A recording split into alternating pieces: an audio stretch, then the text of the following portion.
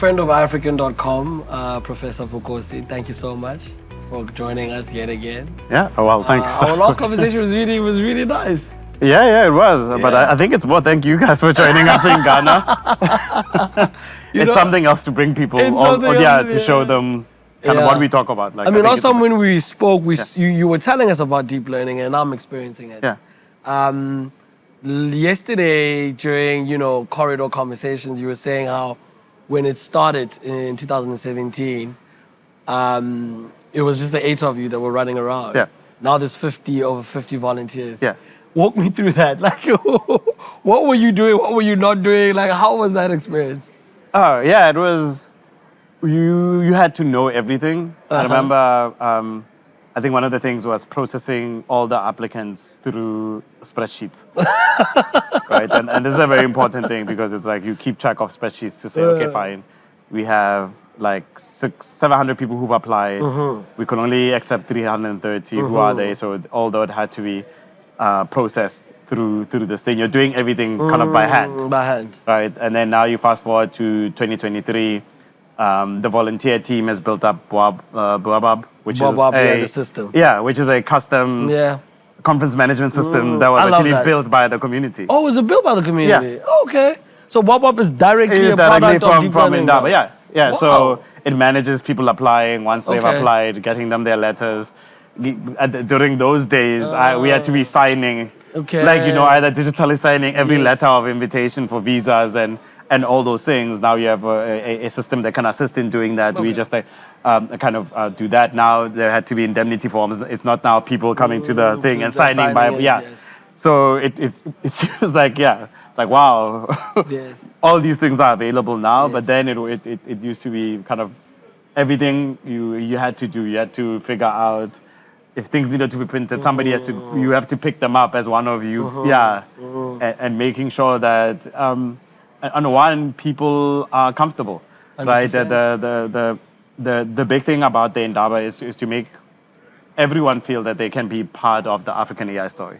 It is not a thing that's reserved for people with a specific background, with a specific lineage almost, and it's you come here and then you make it what you will, right? And then we hope that maybe also through the coverage of African, people will get to see that. 100%. That people it's not people telling my story, it's people telling their journey up to here, where they think they're going when it comes to AI, and some of the exciting things that they're seeing or they're really very passionate about going forward.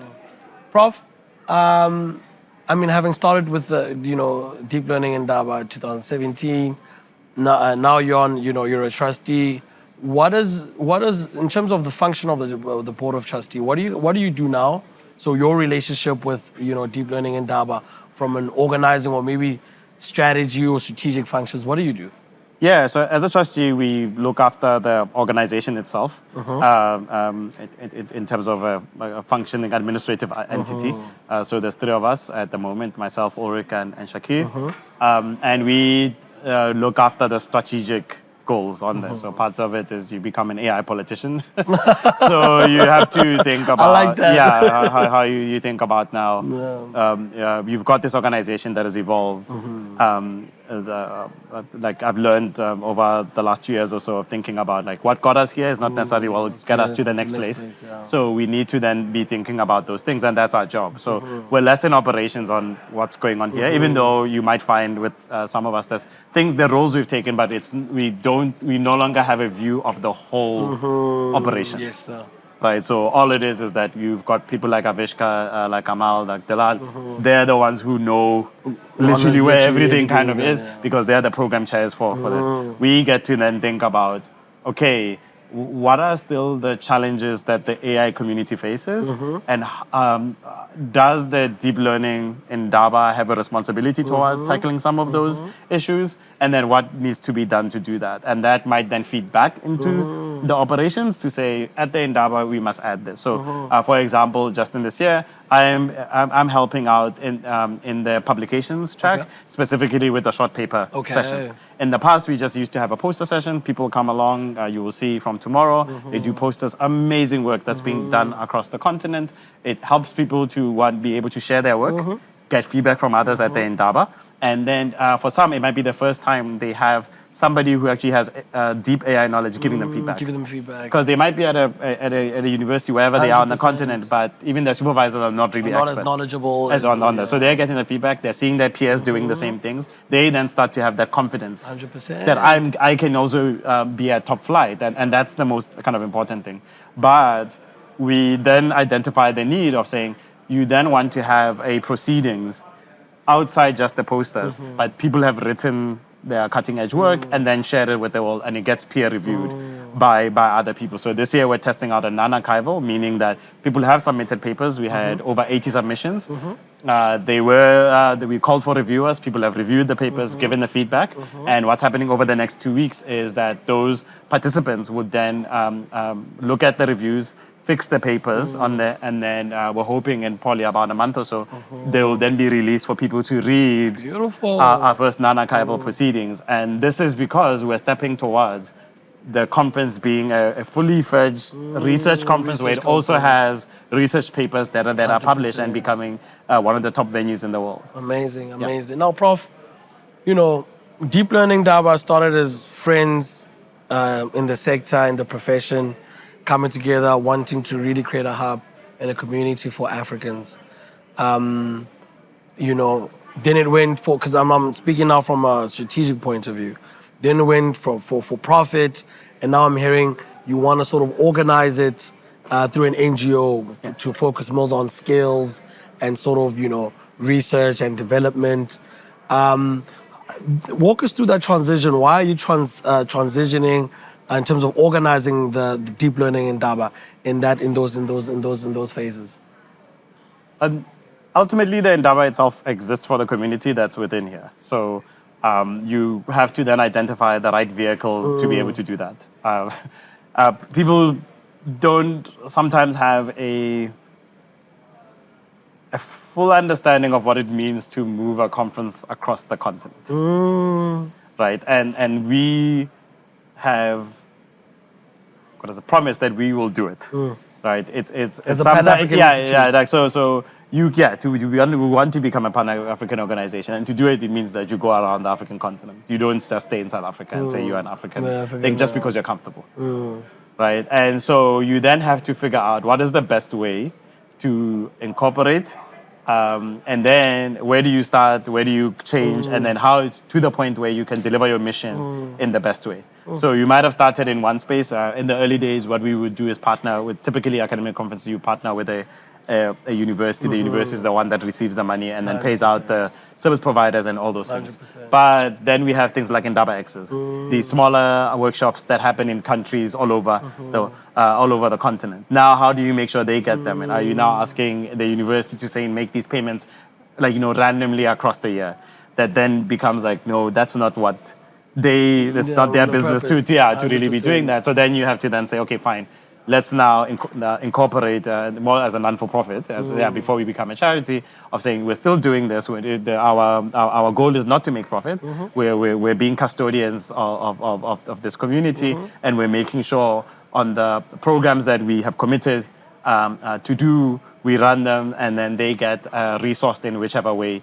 And that gives sponsors and investors in whichever way. I don't think really as sponsors, they're really investing in the community, a vehicle that allows them to also have a feeling of, okay, we know that you're going to handle things in the correct way. In the correct manner. And then now you also then have to think, because we're doing something for a public benefit, ultimately you then want to make sure that people who can provide resources to something like a charity are given that opportunity. Right? So that means you have to have, you can see now, a long-term 100% administrative runway, 100%. right? You can't just think of, because we're here, we'll just keep it this way. It wouldn't have allowed us to have these type of flexibilities. Now we can be in a country, move people here, work with a local organizing committee that deals with what's happening on here, but be able to work with another entity that might be another African country that says, we can help you make sure that all the flights of all the people who are sponsored, especially students, are being sorted.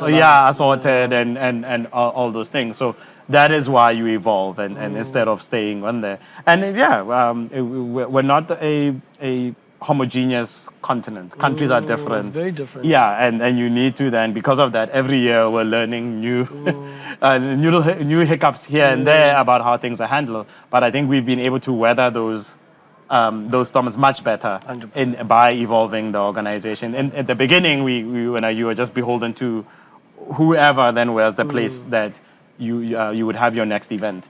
But now, because you've got that, it also gives the local organizing committees, the programming chairs, and all those just more confidence to stick with the thing that they're here to do, which is put together a program that touches on the science, touches on the industry, the startups, on the community support, as opposed to necessarily worrying about the administrative hurdles that are going on in there. Yeah. Prof, your funders that fund the conference, why do you think they care about AI development and machine learning on the continent? It's a good question. Yeah, like I think one, you want to believe that at the end of the day, if we look at the ongoing current AI revolution and it has been going on for a while. It is not just because of large language models or ChatGPT now. It's been going on for a while that you can see that lots of organizations, big companies are using AI ultimately to add to their bottom line. If you look at the top 10 companies in the world right now, 100%. very much on so. The challenge we have is then having, if you look at the African continent, you'll have people saying there's no people to do this work. You'll say that there's no infrastructure to do this work. And as such, we should just be people who receive whatever comes out of this revolution. Yeah, right. And then if you don't control it, there's going to be very limited economic benefit for us. And then also we won't be able to say, here I am, I'm Badaung, I live in this part of the continent. These are my values. And I would like any technology that comes into my community to represent me. To represent me. That then becomes completely you're beholden to whoever controls these things. And if we then go backwards in time, to 2015, 2016, 2017, for a lot of us, this is what we're noticing, that you weren't seeing really much movement in the African private sector. You weren't seeing much in academia. You weren't seeing as much in government to go like, this is a place that other countries are making massive investments because they are worried about control. Because it's becoming a geopolitical play. Right? It is no longer just simply it's some interesting research space. It's literally geopolitics now. Right? No, That's right. You don't have a US banning 100%. Nvidia from selling to China for no reason. 100%. Right? It's becoming a thing of if one country gets access to GPUs, it gives them a leg up because they have maybe another resource 100%. that we don't have access to. Yeah. Right, so if you have to, then you try to block something else on the pipeline. So that now, fast forward to 2023, it's becoming much more apparent. But that's what we were seeing in 2017, and saying now almost like you have to raise an army, 100%. and you have to do that. Through one, education. it could be forced, or the other one, you build a community. You build a community, right? And you get the community to have that belief in themselves that whatever the obstacle is, we'll get around it. Right, and if we can't get around it, we'll have to go through and just topple it from there, and that's a big part. So my thing is some of the sponsors, that's what they're looking at and seeing all this growth and seeing, oh, actually it's possible. We are the people who can just add that fuel to power kind of this big one. The others, some could be they're looking at where is our next, right? You've had Europe, you've had Asia, you've had North America. Where then are you going next as an organization? Where are you going to grow part of your companies and things like that? Yeah. And Africa is the market. Yeah, right. And on that, you then need it to be a space where you can get the developers, the engineers, the research scientists at the level of there. And once some of them come here for the first time and they see the quality, of saying, oh, actually, people are here, they're doing the thing. Then do 100%. It there. You can actually do it on the continent as opposed to say, we're opening a satellite office in Europe that also is Africa office. You're not then putting yourself in the context of actually what's going on the continent on there. And the latter part are then organizations that really are looking at the part of Africa as a young country. Yes. I tend to show the slide of the of the age pyramid. And of Africa, and it's like that. Yes, 100%. Right? 100%. And now you have to think about the coming generations. Yes. Right? Of saying, we don't want them to be going through what we had to go through to set this up. Do you want them to just be fly? Right? 100%. And some of the organizations are coming in because they are seeing that. 100%. For me, it's very fulfilling coming to a meeting like this, meeting people who will tell you like, oh, in 2017, that was my first foray into AI. Now I am X at company Y. 100%. I am now a PhD student. Oh, I finished my PhD and now I'm doing. And that shows that what we are doing here matters. Right? And beyond just, oh, it's a talk shop. We don't write on there. Yes, your brain will hurt in the sessions. Right? But that's the point. Yes. Right? That's the point of saying we're at the cutting edge. And we're building on top of the cutting edge because we have a complete belief we can lead. Prof, you know what? I just think you have coined the next motto theme for next year. What we do matters. I think that could actually be the next theme. Yeah. But Prof, on that note, what we do matters. You went to Tunisia, you went to Nairobi, we're in Ghana. As you're engaging with governments, do they understand what deep learning in Indaba does matters? Do they really appreciate it? Do they really accept it? Are they reciprocating the same energy? It's a very interesting question on there. I like one argument I make is that DSI or DST in South Africa made an investment in the first Indaba. It was very small comparatively to maybe what our current running budgets are and things like that. But likely in the history of the DST, and I will stand to be corrected, this is likely one of the best ever investments they've made in terms of science and technology on the continent. Because, I mean, we're in Ghana this year. Yeah. Right, and it started in South Africa. Yeah, it started in South Africa. It was like, it was something where we went to them and said, look, this is something that we need. We were assisted. At the current moment now, the person is the CEO of the NRF, but at that time he was the director of a unit in the CSR, and we said, like, we need to do this. And we think having a few anchor people who allow you to open doors will allow us to do this, and then DST came on board. And that on one showed some foresight of saying, like, yeah, this is not the 100 million rand or whatever investment and things like that, but it's very important. And we were able then during the period also have them as active participants. You'll see in some of the early videos of them being there talking about the policy side of what AI will mean, what data science will mean.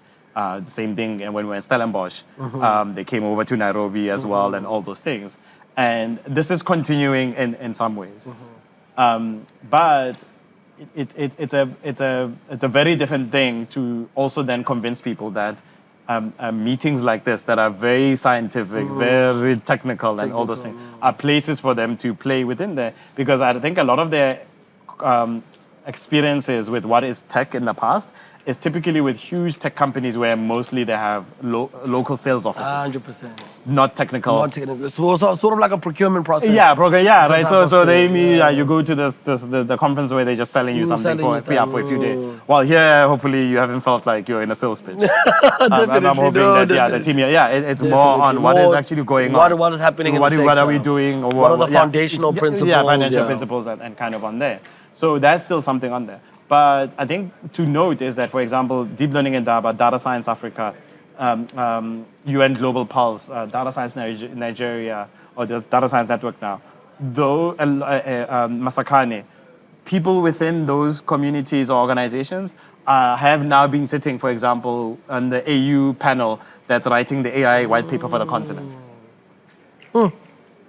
Right? So you don't sit and say, well, if people don't come here, we don't go there. We don't go there, 100%. 100%. Right, so we also go there and then we're sitting, we're interacting, where we're also, what I say, we do the slow. 100%. Right, where you're now changing policy from, you have to be inside. You 100%. can't do it from outside. Yeah, you can't do it from outside. You then have to join the process of saying, hey, actually, this is what's going on. Are you going to come with us? 100%. Right, and then let's also bring also our knowledge into these processes so that it can actually be something that's much better. And through that, you will see there might be sessions on talking about things like data policy on the continent, things privacy, security, what is it? Personal information rights. I think Nairobi was a part because they were going through their in 2019 their changes and now their personal information. Yes. Right? We were there. Cyber crimes. We were there during that period, and it was yes. part of the conversation. I Yes, think yes. Prof. Demo was there during that period, and partly representing what their AI and Bitcoin group had been working on nationally. Yeah, within those parts. So we do hope we leave those lasting legacies for the local communities to the countries that we go to say these conversations can be way more nuanced. They don't need to be skimming on the surface. People have to really dive deep because you're making choices about the futures of the way that your countries are going to interact with these technologies that are changing the way that the world works. Yeah. So I think that is something that's there, and you please do interact with some of the Ghanaians, and you will see that it will be very different. They will be representing very different parts of Ghanaian tech community, 100%. Not just it's the AI researchers. It's not. Yeah, it's much broader than that. Much more than that. Yeah. Prof, in human years, Deep Learning Indaba is 5 years old. Yeah. Okay, we're at 7. 7 years old. It's 7 years. No, yeah. So the conference. It's the 5th conference. Oh, it's the 5th. Yeah, okay. But during COVID, we did do other things. Okay. Yeah, we couldn't have a physical conference. Okay. But there was starts of putting out challenges. Okay. I think now they even we're having a research awards. Okay. That are going to come along soon with Data Science Africa. Okay. It was a time to take a breath also at the same time and say where have we been and then where do we kind of how are we going to go. Oh, next. So it wasn't that it was dormant. Okay. Yeah, but then yes, this is the fifth physical conference. But it's the 7 years. The 7 years of the Indaba existing. Yeah. So going into a decade, what do you envision when it turns 10? What do you envision Deep Learning Indaba to look like, feel like, smell like? I think in my head I've been wrong the whole time. Okay. Yeah. So if we go, it has its own life. Yeah. If you ask me, you say 2017, where are we going to be in 2023? I think most of the predictions would have been wrong, right? And then maybe that was the part of we weren't, even though we were ambitious, we were not ambitious enough. Okay, I like that. Right, because now the things that you see that you have a concept that's built by the Bob system. Yeah, built by the community. The sessions I see on the schedule, you're like, wait, now we're discussing that as well. Where we're doing this. The program chairs, the volunteers. I was just surprised for me landing at 2 a.m. in the morning and at the airport. Kotoka Airport. And then there's volunteers welcoming, and then you can have a conversation of also getting to know what they're doing. Asking, you yourself, how did you volunteer or how did you apply? I had a friend I met who told me about this place. I mean, and then I made sure that I had to be there because... I mean, one of my volunteers that's been helping me very, very, very wonderfully is from Kenyatta. University. That's in, I think, the western part of Ghana. Yeah, okay, yeah. I was about to say, you guys came all the way from the western part just to be, I was like, wow, that's amazing. There was a bus that came from Nigeria. Oh, you see what I'm saying? There was a whole Indaba bus of just Indaba people I found out, And I was like, you guys went through Togo. And then I got Brunei, we did it. Yeah. And that's a part of, people really encapsulate that spirit of innovating our way forward. 100%. So a challenge will show up, but we'll figure it out.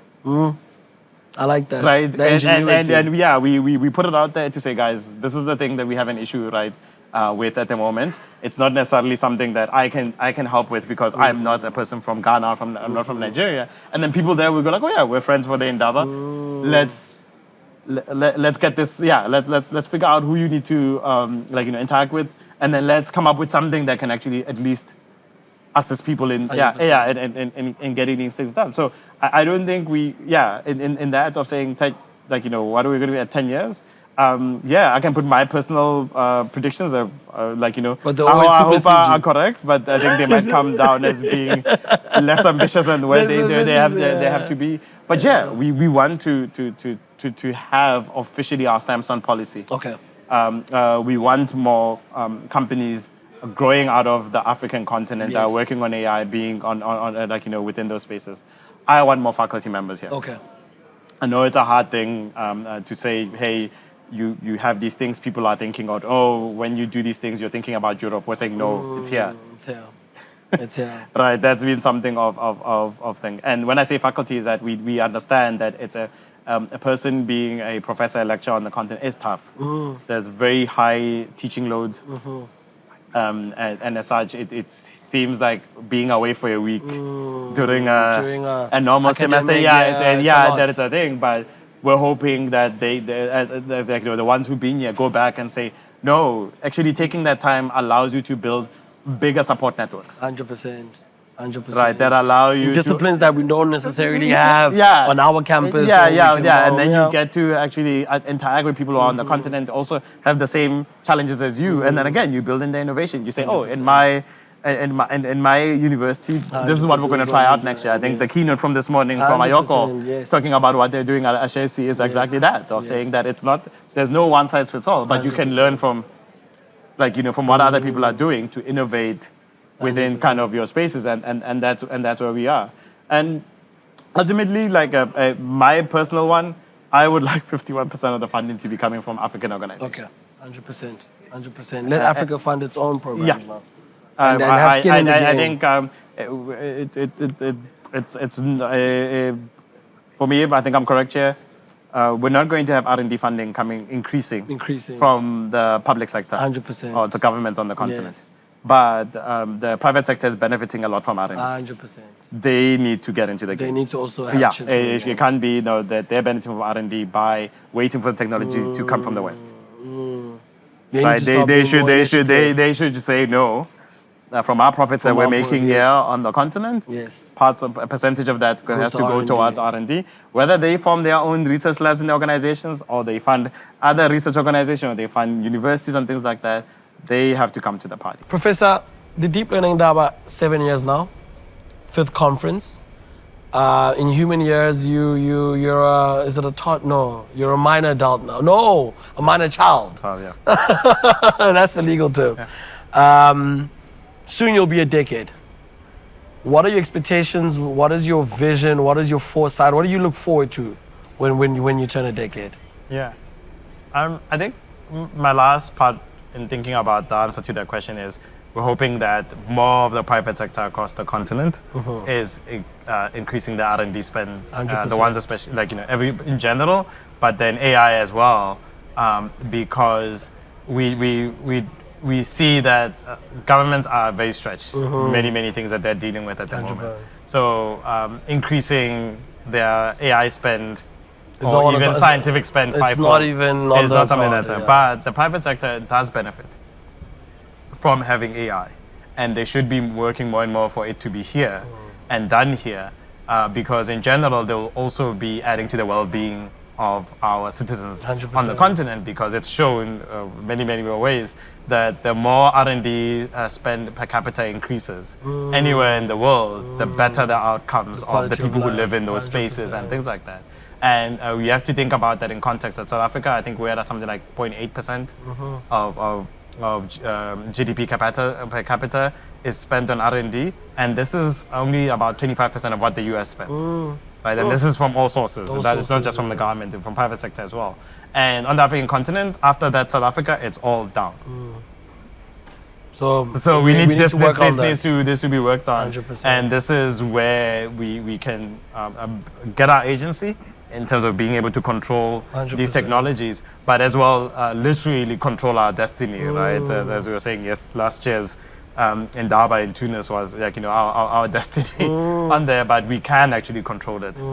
It's not something that is just a pie in the sky and we just say it, but hopefully by coming to places like the Indaba and supporting it, people can see that this is possible.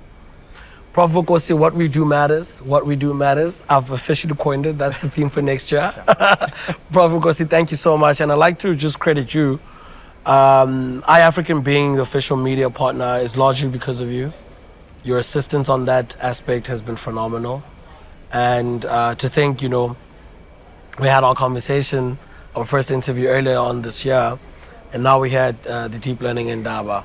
And I think from our side, we really like to thank you for believing in us just in the same way that we believe in you, and we look forward to the partnership growing and maturing into something really nice. Okay, no, thank you. Thank you for being on iAfrican.com. Ladies and gentlemen, Accra, Ghana, University of Ghana, the Deep Learning Indaba.